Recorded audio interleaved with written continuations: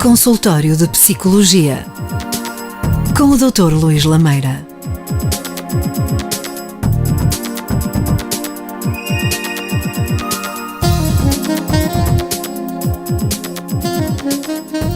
Bem-vindos à edição do Consultório de Psicologia desta sexta-feira. Na edição de hoje vamos falar com o Dr. Luís Lameira, como habitualmente, o nosso psicólogo residente e autor do programa, e vamos falar também com o Dr. Pedro Martins, que é psicólogo da Abraço. Vamos conhecer um pouco o que é a Abraço, como está neste momento o combate à SIDA em Portugal, nomeadamente com o trabalho de Abraço que tem sido feito aqui no Distrito do Porto, e depois vamos perceber um pouco como estão os números da SIDA em Portugal, que lamentavelmente têm vindo a crescer, mas um pormenor para saber daqui a pouco. Obrigado a ambos por terem vindo ao programa. Dr. Pedro Moraes, fazendo as honras de convidado, muito obrigado também por ter vindo, e a questão é: o que é a Abraço? É uma instituição não governamental, e qual é o vosso trabalho diário, qual é o seu trabalho especificamente, para darmos a conhecer melhor aos nossos telespectadores e ouvintes. Antes de mais, boa noite. Queria agradecer ao meu colega Luís pelo convite e ao Dr. Otávio também por me ter aqui, por ter a oportunidade de falar em nome da Abraço. A Abraço, penso que já é uma instituição que toda a gente conhece, porque já anda aqui há mais de 20 anos, e começou essencialmente por voluntariado, na altura que isto começou a ser um problema em Portugal, na zona de Lisboa. Depois foi crescendo, o problema também foi crescendo, e fez sentido fazer uma instituição que desse resposta. A nossa missão geral é dar apoio a pessoas infectadas e afetadas. Este também é um ponto importante, não só as pessoas infectadas que sofrem com a problemática, mas também as afetadas, sejam familiares ou população em geral, que precisa essencialmente de prevenção nesta área. Neste momento, eu como psicólogo estou a trabalhar no projeto Mais Abraço, que é um centro de detecção precoce de VIH, mais conhecido por os testes rápidos de VIH, na Delegação Norte. Neste momento inaugurou-se na Delegação Norte este projeto, vai fazer um ano em março. O objetivo, claro, que é também levar isto para as outras delegações, mas pronto, isto para também dizer que a Abraço neste momento tem 3 delegações: Porto, Lisboa e Funchal. Cada delegação com os seus projetos específicos, mas a missão é sempre transversal. Disse-me há pouco que está no projeto Mais Abraço para testes rápidos sobre a detecção da doença. Que testes são esses, rapidamente? Isto é, qualquer pessoa que tenha dúvidas, que possa estar contaminado, o que pode fazer? Este projeto foi essencialmente feito para a população-alvo, para jovem adulto. Agora não está fechado a esta população, qualquer pessoa pode se dirigir a nós como Abraço para realizar o teste. O teste rápido é gratuito, anónimo e confidencial. É conhecido como rápido porque a pessoa, desde que entra e que sai, o tempo de aconselhamento médio é 30 minutos, porque há um pré-aconselhamento, há o teste e o pós-aconselhamento, e a pessoa sai com o resultado passado 30 minutos do teste. Estamos a fazer o rastreio, por assim dizer, e estamos a fazer muita prevenção. A brincar e a sério dizemos que os negativos são tão ou mais importantes que os positivos, porque podemos realmente fazer daí um trabalho também de prevenção. Normalmente as pessoas as pessoas procuram-vos, ou são vocês que vão aos núcleos de potencial risco? Neste momento, como lhe dizia, o projeto foi feito para ir de encontro aos jovens, e estamos a ir de encontro às universidades. Tentamos estar lá dentro em gabinete ou num espaço que reúne as condições mínimas para realizar os testes, para que as pessoas também se sintam confortável e nos comecem a conhecer. Começamos já a ter alguma procura, porque isto começou em março, mas já corremos bastantes faculdades aqui da Zona Norte, mas essencialmente nós vamos de encontro a eles, para eles sentirem que estamos perto deles.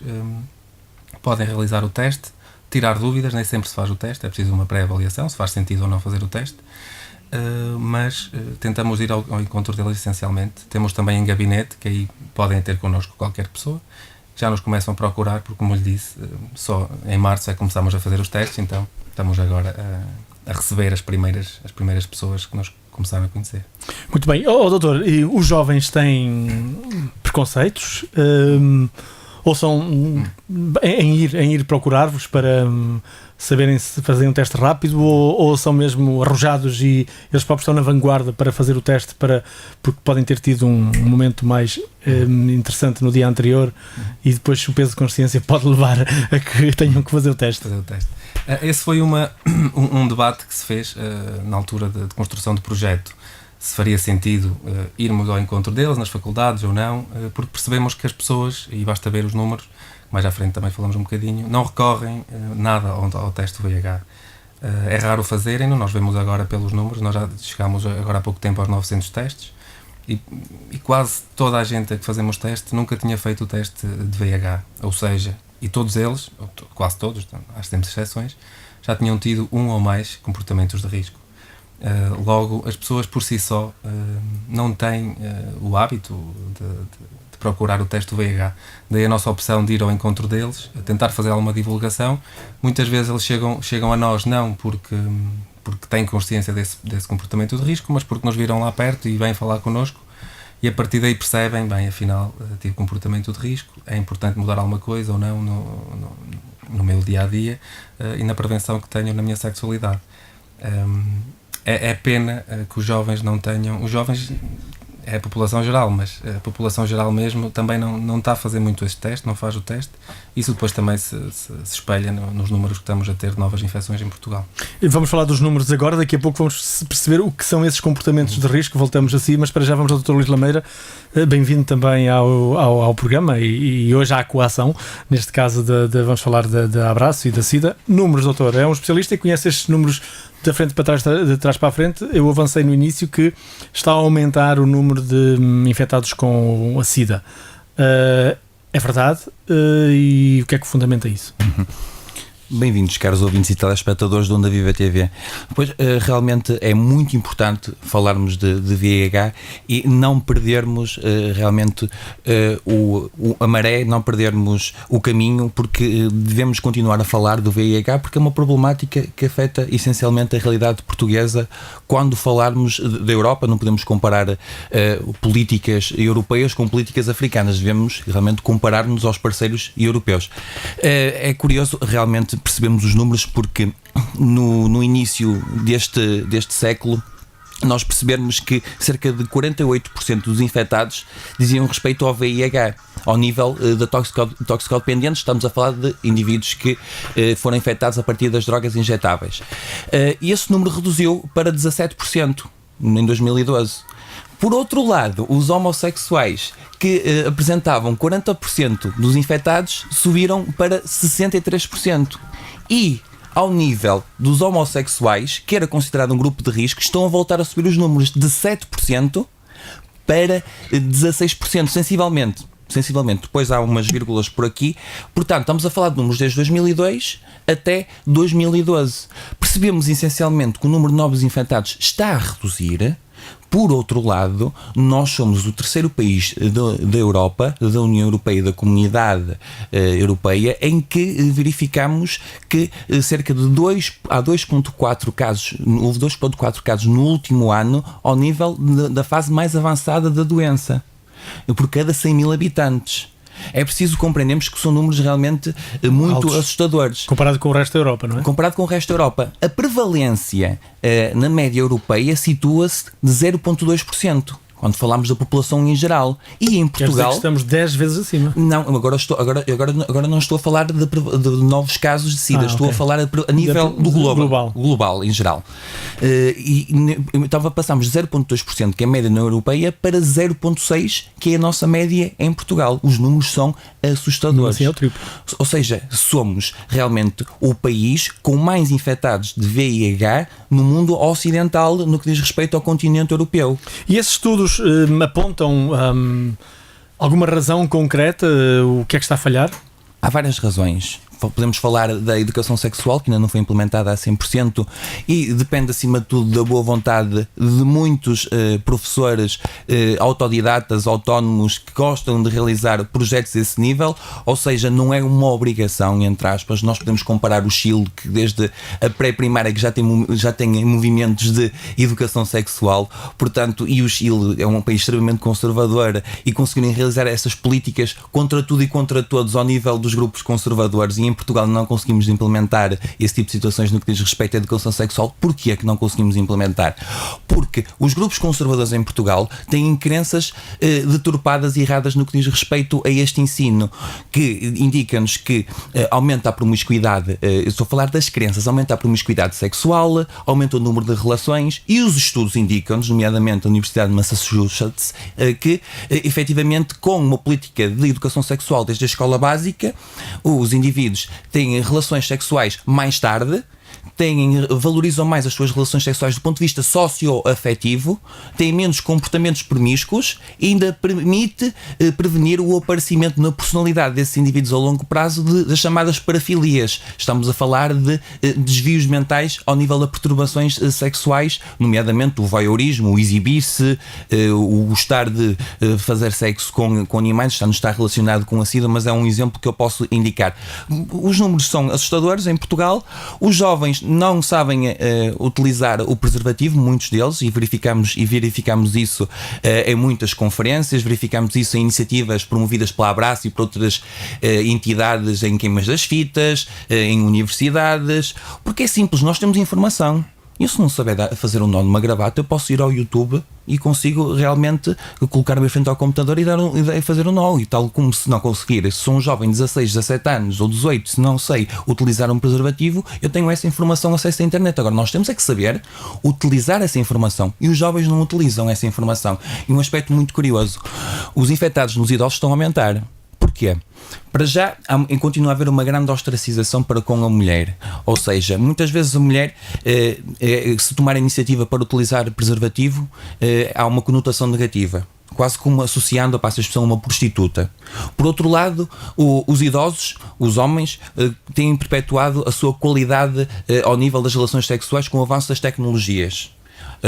É comum hoje em dia, ao contrário do que verificávamos há 10, 20 anos atrás, um idoso com 60, 70, 80 anos consegue ter relações sexuais, consegue manter as ereções com base nos novos medicamentos. Por outro lado, nós verificamos que há um grande preconceito, não só nos jovens, mas também nos idosos, ao nível da utilização do preservativo. Ou seja, isso é para os jovens, não é para os idosos. Ou seja, a minha mulher, entre aspas, já está na menopausa, não vai engravidar, portanto não precisa utilizar preservativo. E isso, claro que vai perpetuar o número de casos infectados.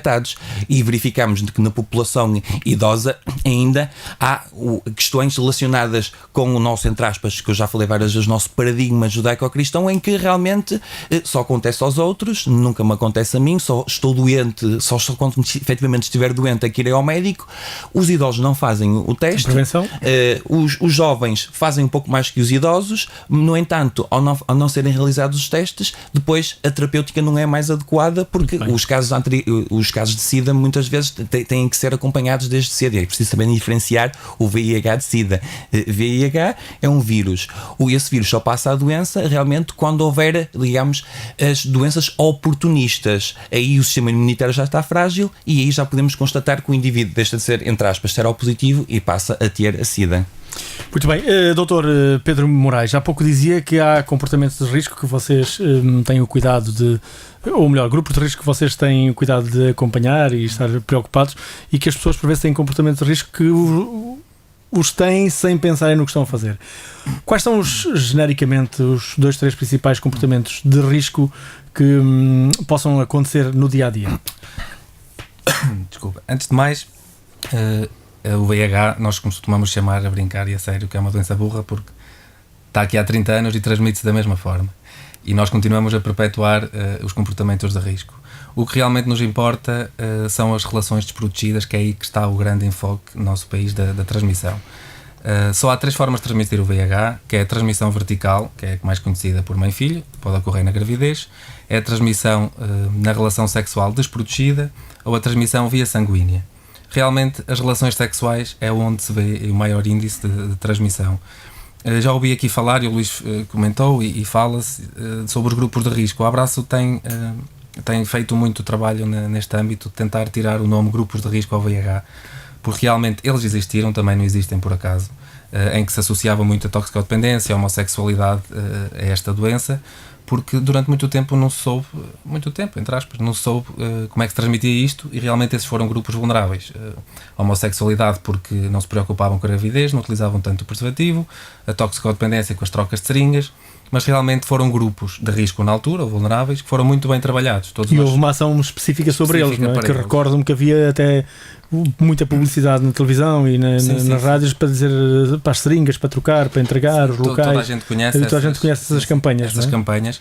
E realmente ficaram outros grupos desprotegidos que agora são os alvos da doença. Que é o alvo da doença, e hoje vemos que a maioria é heterossexual no nosso país. Portanto, já não está tanto a aparecer nos homossexuais, mas mais nos heterossexuais. Nos heterossexuais tem o índice de 63% das novas transmissões são realmente passadas por relações heterossexuais. Os homossexuais cresceram, agora os homossexuais homens estão outra vez a aumentar um bocadinho, mas de 60, até chegar a 60 e tal % ainda falta muito. Mas há pouco dizia que a importância das relações sexuais desprotegidas, o cuidado a ter nesses casos. Como é que surge este crescimento e se atacarmos, há pouco o Dr. Luís Lameira falava nos mais idosos, nós começamos por conversar nos mais jovens, no fundo isto é transversal, não há uma idade, é a troca de muitos parceiros, é o mesmo parceiro ou a mesma parceira, o que é que pode levar para que as pessoas tenham uma consciência em casa, quem nos estiver a ver e a ouvir, uma consciência do que pode acontecer? Isto foi muito, ainda continua a ser, uma doença muito estigmatizante, ou comportamentos muito fora do normal, fora da norma, porque tiveram ligado realmente a estes grupos que são fora da norma.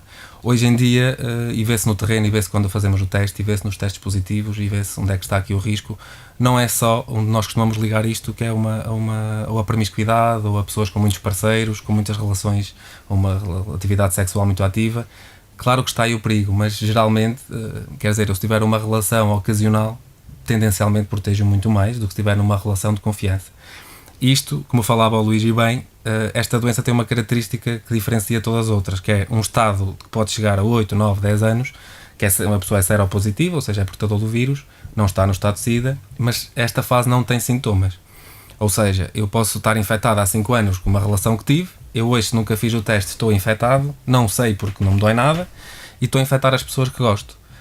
Realmente, e nós temos trabalhado e tentado trabalhar aí os jovens neste sentido, porque nós facilitamos mais e baixamos muito as guardas e o racional quando estamos numa relação de confiança. Todos nós sabemos que numa relação de confiança, e quando lidamos com os jovens ou com o nosso grupo de pares, rapidamente entra a pílula como método contraceptivo e sai o preservativo.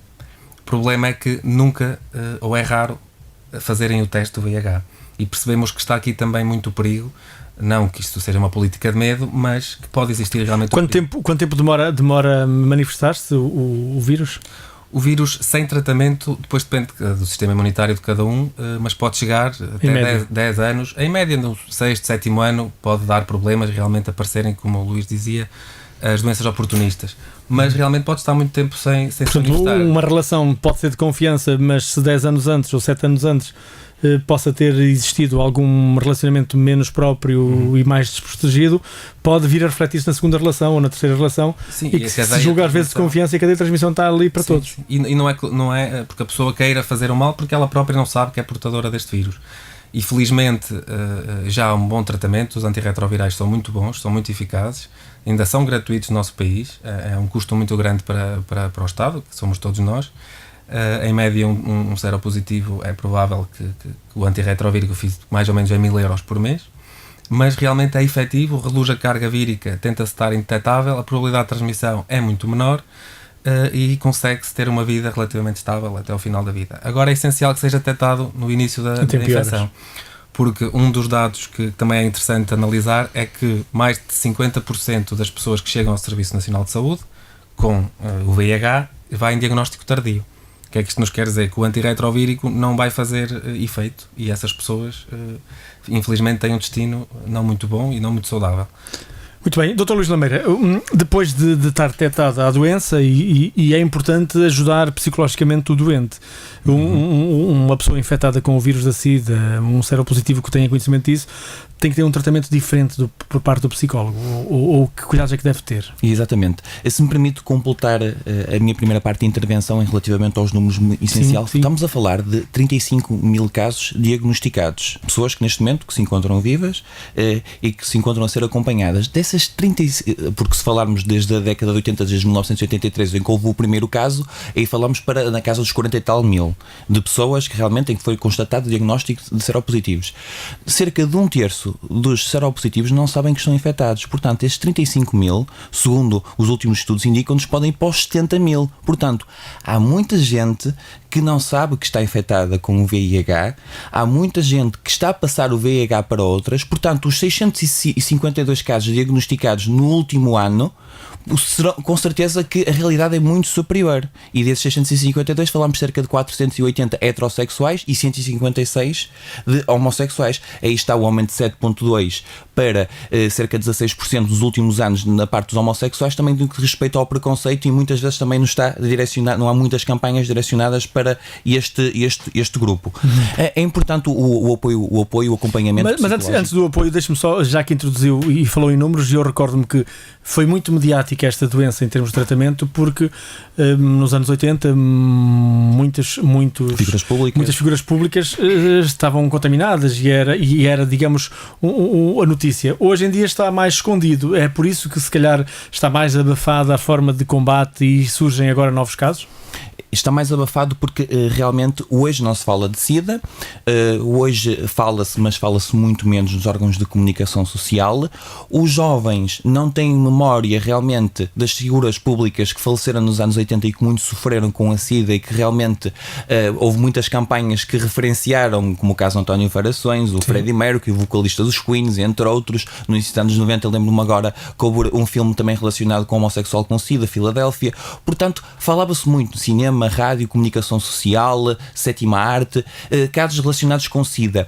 Pelo facto de realmente hoje em dia não se falar, haver informação, mas não haver sensibilização, realmente faz com que, como disse há pouco o Pedro, as pessoas continuem a perpetuar este tipo de comportamentos de risco, porque nós sabemos que 10% dos portugueses desenvolvem comportamentos de risco em Portugal, ou seja, 10% da população portuguesa está vulnerável à SIDA. E é curioso, porque o último estudo que eu li indica-nos, muito curiosamente, que 49% dos portugueses não se recordam da última campanha de SIDA em que foram abordados na rua, ou que realmente verificaram na televisão, na rádio, noutros médias, jornais, etc. E 80% das pessoas têm medo em realizar o teste. Têm medo em realizar o teste porque a SIDA ainda é vista como... Têm medo de saber. Têm medo de saber, porque a SIDA ainda é vista como uma doença extremamente estigmatizante. Nós verificámos no último ano que cerca de 30 pessoas foram despedidas por serem seropositivas. Dos números que sabemos, 56 pessoas foram colocadas noutro departamento no âmbito do seu trabalho porque eram seropositivas. E algumas até foi-lhes negado o trabalho quando referiram na entrevista que eram seropositivas. Portanto, estamos a falar de 20 pessoas em 1000. Portanto, os números são assustadores. Faço um apelo aqui para que as pessoas seropositivas se sentem discriminadas com o Instituto Nacional de Reabilitação. Há uma lei desde 2006 que realmente contempla o facto de uma pessoa seropositiva poder se defender perante a entidade patronal, e muitos estudos também indicam-nos que cerca de 56% das pessoas que foram abordadas no inquérito que eu referi agora têm uma opinião muito negativa em relação aos empregadores. A ideia que o empregador tem de um colaborador seropositivo. Portanto, estamos a falar de questões muito sensíveis. É uma doença que ainda é muito estigmatizante na sociedade portuguesa. Há muito preconceito, apesar de haver muita informação, e nós sabemos que esta doença não se transmite pelo ar, não é peste negra, nem nada que se pareça. As pessoas podem prolongar com uma excelente qualidade de vida se for diagnosticada precocemente. No entanto, é das doenças em que os portugueses sentem mais medo, para além das doenças cardiovasculares e das doenças oncológicas.